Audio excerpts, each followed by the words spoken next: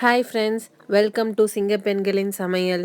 இந்த வீடியோவில் நம்ம இட்லி பொடி எப்படி செய்கிறதுன்னு தாங்க பார்க்க போகிறோம். வின்டர் சீசனுக்கு ஏற்ற ஸ்பெஷலான கொள்ளு இட்லி பொடி. டயட் இருக்கிறவங்களுக்கு கூட ரொம்ப யூஸ் ஆகிற மாதிரியான இட்லி பொடி தாங்க பார்க்க போகிறோம். இதுக்கு தேவையான பொருள் பார்த்தீங்கன்னா 1 கப் கொள்ளு, 1/2 கப் உளுந்து, 1/2 கப் எள்ளு, அப்புறம் கொஞ்சம் சுவைக்கேற்ற மாதிரி வரமிளகா, பெருங்காயம், உப்புங்க.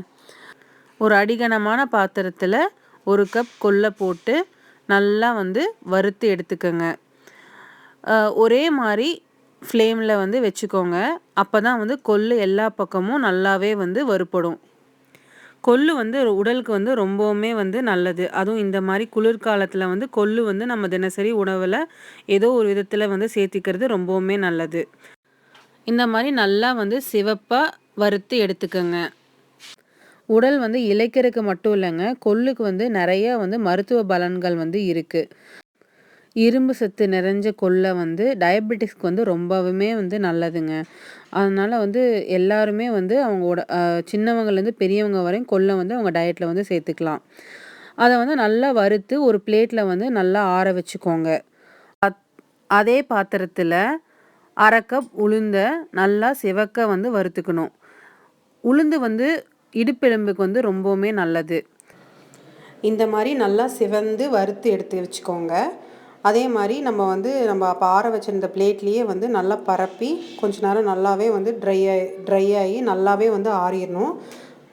அடுத்து எள்ளு ரொம்பவுமே அயன் சத்து நிறைஞ்சது, கால்சியம், அதனால் நிறைய ஹெல்த் பெனிஃபிட்ஸ் எள்ளுக்கு இருக்குங்க. அதனால் நம்ம எள்ளையும் நல்லா பொரியிற மாதிரி நல்லா வறுத்து எடுத்து வச்சுக்கணும். அதே பிளேட்டில் எள்ளையும் நல்லா ஆறுற வரைக்கும் நல்லா ஆற விட்டுறணும்.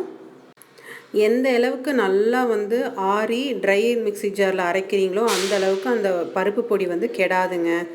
அதே மாதிரி நம்ம இப்போ அதே கடாயில் கொஞ்சமாக ஆயில் ஊற்றி வரமிளகாயையும் நல்லா ஒரு 2லேருந்து 3 நிமிஷம் நல்லா ரோஸ்ட் பண்ணி அதையும் தனியாக ஆற வச்சிடுறோம்.